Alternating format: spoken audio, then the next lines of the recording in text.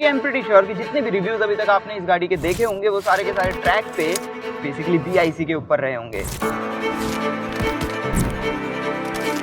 लेकिन public roads पे और हाईवेज पे ये ड्राइव करने में कैसी है, इसकी रेंज क्या है, ये अभी तक आपको किसी ने नहीं बताया होगा। बट डोंट वरी, इस रिव्यू में आपको सब कुछ पता चल जाएगा।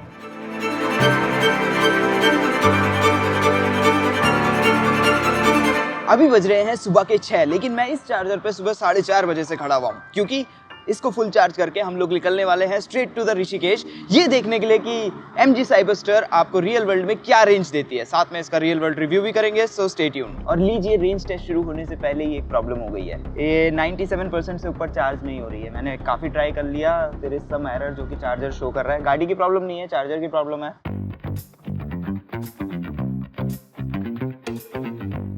एंड ऑनेस्टली 97% और 100% में जो ये 3% का डिफरेंस है, इससे हमारे रेंज टेस्ट पे इतना ज़्यादा इफेक्ट नहीं पड़ेगा। तो इट्स बेटर कि हम लोग स्टार्ट कर देते हैं, क्योंकि हमें ऑलरेडी 5 घंटे दिखा रहा है वहाँ तक पहुँचने के लिए, और रास्ते में ट्रैफिक ना मिले, तो it's better we should start. With trip meter को भी मैंने रिसेट कर दिया है। गाड़ी अभी हम कंफर्ट मोड में ड्राइव कर रहे हैं, AC को 22 डिग्रीज और ऑटो सेटिंग पे सेट किया हुआ है। और क्योंकि अभी हम सिटी कंडीशंस में हैं, इसलिए मैं इसको सिंगल पेडल ड्राइव मोड में यूज कर रहा हूँ। और अब फटाफट से क्रॉस करते हैं दिल्ली को, स्ट्रेट टू द एक्सप्रेसवे।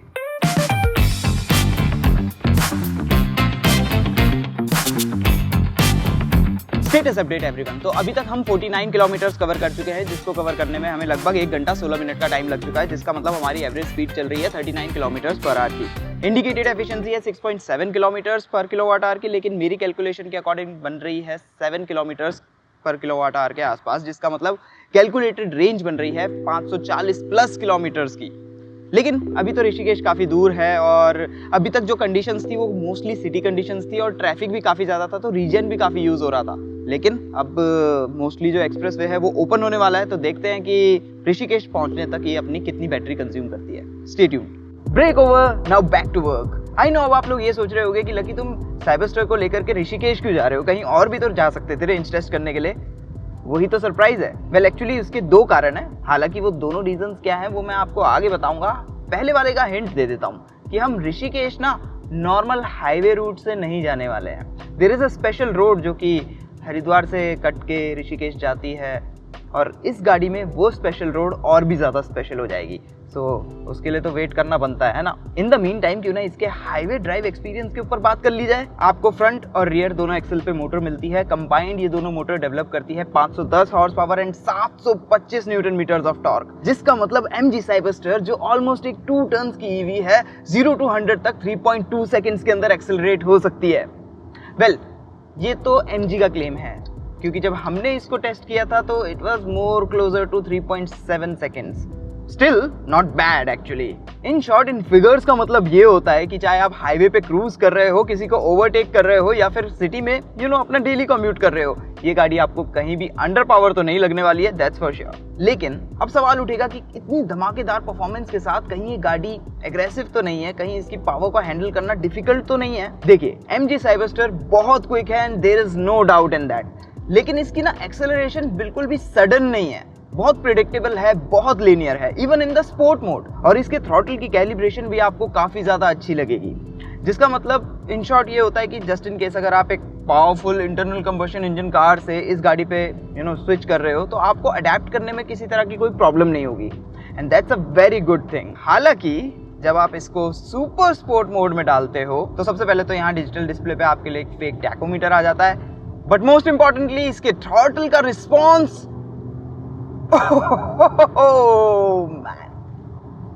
इसके थ्रॉटल का रिस्पॉन्स कंप्लीटली चेंज हो जाता है, बहुत ही ज्यादा शार्प हो जाता है, जो बेसिकली आपके उन फन मोमेंट्स के लिए काफी अच्छा है। You know what I mean. Moving on, इसका राइड कंफर्ट भी आपको एक्चुअली अच्छा लगेगा, विच इज वेरी सरप्राइजिंग, क्योंकि इस गाड़ी को देख के लगता नहीं ना कि ये आपको कंफर्टेबल राइड देगी। लो स्लंग गाड़ी है, देख के ऐसा फील आता है कि काफी कमिटेड और काफी स्टिफ राइड होगी इसकी, बट नो, काफी कंफर्टेबल है। It sort of glides on the highway. However इसकी राइड क्वालिटी इतनी सोफिस्टिकेटेड नहीं है, मतलब थोड़ी सी बिजीनेस हाँ इसकी राइड में आपको फील होगी, हल्के बहुत बाउंसेस कहीं कहीं पे फील होते हैं। But don't get me wrong, अगर मुझे MG साइबरस्टर के राइड कंफर्ट को कैटेगराइज करना हो एक साइड बिजी, दूसरी साइड सेटल्ड, तो ये सेटल्ड राइड की तरफ ज़्यादा है। एज अ रिजल्ट ये कहना गलत नहीं होगा कि ये मोर ऑफ अ GT है, ग्रैंड टूरर है, देन अ स्पोर्ट्स कार, क्योंकि इसकी राइड एक स्पोर्ट्स कार जितनी कमिटेड नहीं है। Now that's not a bad thing, not a bad thing, क्योंकि ये उन कुछ गाड़ियों में से है जिनको आप डेली ड्राइव कर सकते हो। अच्छा, इसके सस्पेंशन सेटअप का हैंडलिंग पे इफेक्ट कैसा है? तो देखिए, भले ही राइड इतनी सोफिस्टिकेटेड ना हो, लेकिन हैंडलिंग वाइज आपको किसी तरह की कोई कंप्लेंट नहीं होगी, एटलीस्ट हाईवे पे, क्योंकि यहाँ ये स्टीयरिंग से आपको बहुत अच्छा वेट मिलता है, जिससे आपको काफ़ी अच्छा कॉन्फिडेंस इंस्पायर होता है। गाड़ी एकदम प्लांटेड फील होती है, चिपक के चलती है रोड से, और जिस तरह से ये अपनी डायरेक्शंस चेंज करती है वो भी आपको काफ़ी कॉन्फिडेंस इंस्पायर करता है। बाय द वे, स्टीयरिंग का फील ड्राइव मोड्स पे काफ़ी ज़्यादा डिपेंड करता है, तो आप अपनी प्रेफरेंस के हिसाब से चूज कर सकते हो। NVH वाइज भी आपको किसी तरह की कोई कंप्लेंट नहीं होगी। 100 kph पे क्रूज करते समय आपको थोड़ी सी एयर नॉइज, थोड़ी सी टायर नॉइज जरूर कैबिन के अंदर सुनाई देती है, बट देन ये एक EV है, इसमें इंजन नहीं है, जिस वजह से इंजन की किसी तरह की साउंड नहीं है। एज अ रिजल्ट हर एक छोटी साउंड काफ़ी ज़्यादा एम्पलीफाई होकर सुनाई देती है। तो गिवन दैट कि इसमें इतना अच्छा साउंड सिस्टम आपको मिलता है, आपको NVH वाइज कोई कंप्लेंट नहीं होगी इससे। हाँ, हालांकि विजिबिलिटी इज समथिंग जिससे आपको थोड़ा सा कंप्लेंट होगी। वेल, ये जो A पिलर है आप देख सकते हो कितना बड़ा और चंकी है, तो यस, यहाँ पे थोड़ा सा ब्लाइंड स्पॉट क्रिएट होता है। और जो IRVM है, वहाँ से भी जो व्यू आपको पीछे मिलता है, it's not very great, but then it's a sports car, it's not a deal breaker man. Status update, तो अभी तक हम 143 किलोमीटर्स कवर कर चुके हैं।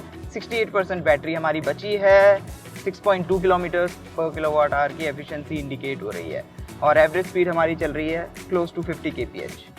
सो यस, एफिशिएंसी ड्रॉप हुई है एंड इट इज़ एक्सपेक्टेड, क्योंकि हम हाईवे पे थोड़ा हाई स्पीड पे क्रूज कर रहे हैं ना। और लीजिए, इसी के साथ हम पहुंच गए हैं अपने उस टर्न पे। बेसिकली अगर आप चंडी देवी मंदिर के टर्न से मुड़ोगे तो ये ब्रिज क्रॉस करके आप पहुंच जाओगे उस सुंदर रोड पे जिसके लिए हम यहाँ आए हैं। इस रोड का नाम है ऋषिकेश चीला डैम रोड, और यही है हमारे यहाँ आने का पहला रीजन, इसकी नेचुरल ब्यूटी। सेकंड रीजन जिसके लिए मैं यहाँ आया हूँ, the most important reason actually, yes, and now I am pretty sure कि आप लोगों को समझ आ रहा होगा कि मैंने ये लोकेशन क्यों चूज की, क्यों आया मैं यहाँ इस सुंदर सी रोड पे। क्योंकि बिलीव इट और नॉट, आप इस गाड़ी का पूरा पोटेंशियल अर्बन जंगल में, सिटी इन्वायरमेंट में, इवन एक्सप्रेसवेज पे भी प्रॉपरली यूटिलाइज नहीं कर सकते। आपको ऐसी लोकेशंस पे आना पड़ेगा अगर आप इसको प्रॉपरली रूफ डाउन करके ड्राइव करना चाहते हो तो, क्योंकि ये फीलिंग ऐसी है जिसको शब्दों में बयां करना थोड़ा सा डिफिकल्ट है। जब तक आप इसको खुद से फील नहीं करोगे, खुद ड्राइव करके इसको एक्सपीरियंस नहीं करोगे, समझना मुश्किल है। एंड यू नो व्हाट, एक चीज की कमी है शायद, या अब कंप्लीट लग रहा है। और अब आइए थोड़ा सा ये भी डिस्कस कर लेते हैं कि राजाजी नेशनल पार्क की इन ट्विस्टीज पे ये गाड़ी कैसा परफॉर्म करती है। एक शब्द में बयां करूं, fun, too much fun. I know ये 3 शब्द हो गए, लेकिन गाइस इमोशंस पे जाओ। आई नो थोड़ी देर पहले मैंने बोला था कि इसका सस्पेंशन इतना सोफिस्टिकेटेड नहीं है, एंड यस, इसमें आपको ठीक ठाक बॉडी रोल भी फील होगा। I mean given the segment of the car, ऐसे बहुत ज्यादा नहीं झूलती है, बट और ज़्यादा कंट्रोल्ड होना चाहिए था। और हाँ, इसका स्टीयरिंग और ज़्यादा डायरेक्ट हो सकता था, इससे आपको और बेटर फीडबैक मिल सकता था। बट यू नो व्हाट, ये सब मैटर नहीं करता। I mean look at the smile on my face यार। अब देखिए, इस तरह की गाड़ी को कोई प्रैक्टिकलिटी के लिए थोड़ी खरीदता है तो फन के लिए खरीदता है। और अगर इसको ड्राइव करने में आपको मज़ा आ रहा है, अगर आपके फेस पे वो स्माइल आ रही है, वो प्राइसलेस स्माइल आ रही है, तो इसका मतलब होता है कि गाड़ी ने अपना प्राइस फुली जस्टिफाई कर दिया है। I mean we all know कि हम ह्यूमंस फाइनली एक एज के बाद वापस से बच्चे बन जाते हैं, and as a big boy toy this is really good, specially considering the fact कि किस बजट पे आपको ये क्या चीज ऑफर कर रही है। आई मीन अगर आप लोगों को पता नहीं है तो इसके एक्स-शोरूम प्राइसेस 77 लाख रुपीज से शुरू होते हैं। 77 लाख रुपीज में आपको ये एटीट्यूड मिलता है, ये फन टू ड्राइव कैरेक्टर मिलता है, सीजर डोर्स मिलते हैं, और साथ में ये ड्रॉप डाउन रूफ भी तो मिलती है, कन्वर्टेबल वाली बातचीत भी तो है। I mean I bet you इस बजट में आप मुझे कोई और गाड़ी गिनवा दो जो कि इतनी फन टू ड्राइव हो, इतना कुछ आपको ऑफर कर रही हो, और साथ में ऑफर कर रही हो इतनी ज्यादा attention. I mean thanks to the design man, जो कि MG लंडन स्टूडियोज ने किया है। ये एक कंप्लीट हेड टर्नर है। जो भी बंदा इस गाड़ी को रोड पे देख रहा है, and I am telling you, इतनी ज़्यादा अटेंशन की ना मुझे आदत है और ना मुझे कभी मिली है। जो भी कोई रोड पे इसको देख रहा है वो बस एक ही रिएक्शन दे रहा है, वाओ। और भी रिएक्शंस हैं, बट वो मैं अभी आपको बता नहीं सकता हूँ। बट आई एम गेसिंग कि आप लोगों को पता चल गया होगा कि क्या बोल रहे हैं इसको देख के।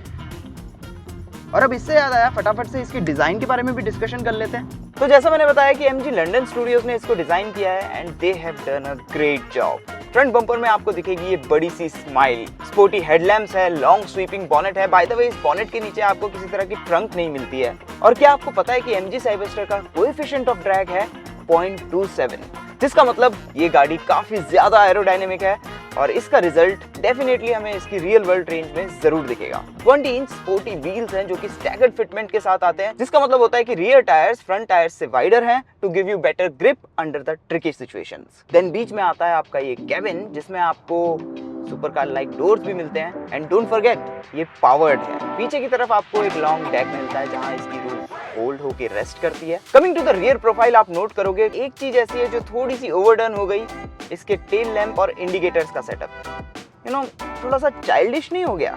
Anyway, coming to the boot, तो आपको 250 लीटर्स का स्पेस मिलता है एंड ऑनेस्टली इसकी बूट एक्चुअली काफी प्रैक्टिकल भी है, क्योंकि इसमें सामान लोड और अनलोड करना इतना ज्यादा डिफिकल्ट नहीं है।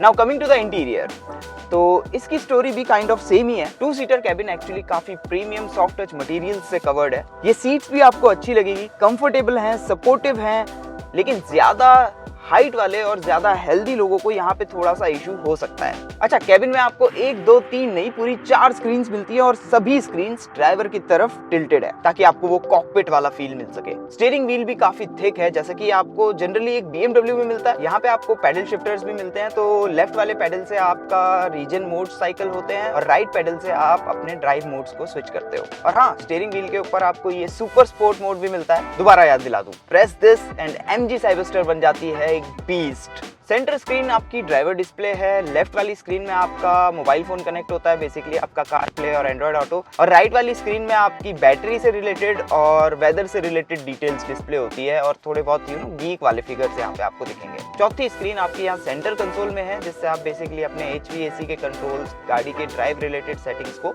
कंट्रोल कर सकते हो। और इसी स्क्रीन के साइड में है ड्राइव सिलेक्टर। अच्छा, काफी लोगों की कंप्लेंट ये भी है कि ये जो साइड की स्क्रीन है ना, स्टीयरिंग व्हील से ये काफी हद तक छुप जाती है, जिस वजह से ये इतनी यूजफुल नहीं है। बट ऑनेस्टली मुझे पर्सनली ऐसी कोई प्रॉब्लम नहीं हुई। हाँ, आई एग्री कि ये छुपती जरूर है, लेकिन समवेयर अराउंड 10% ही छुपती है और जो पार्ट छुपता भी है वो इतना आपके काम का नहीं होता है, तो इस चीज ने मुझे तो बॉदर नहीं किया। हाउएवर, जिस चीज ने मुझे बॉदर किया, इसकी सीट्स। इसकी सीट्स में आपको वेंटिलेशन नहीं मिलती है, हीटिंग मिलती है। एंड गिवन द सिचुएशन और जिस तरह के टेम्परेचर में हम ड्राइव कर रहे हैं, वेंटिलेटेड सीट्स होनी चाहिए थी इंडियन स्पेक कार के लिए, नहीं है, and that is a bummer. और हाँ, इन सीट्स पे बैठ के आपको ऐसा लगेगा कि ना आप काफी ऊपर बैठे हो। मेरा मतलब, जिस हिसाब से ये गाड़ी लो स्लंग है, उस हिसाब से आप ना इतना नीचे नहीं बैठते हो। और उसका रीजन है बैटरीज। बेसिकली बैटरी पैक, जो कि वर्ल्ड का सबसे स्लिमेस्ट बैटरी पैक है, यहाँ फ्लोर के नीचे माउंटेड है। गिवन दैट कि इसकी ग्राउंड क्लियरेंस इतनी अच्छी नहीं है, मैं सजेस्ट करूंगा कि आप एक्स्ट्रा केयरफुल रहो, स्पेशली स्पीड ब्रेकर्स और रफ रोड पे।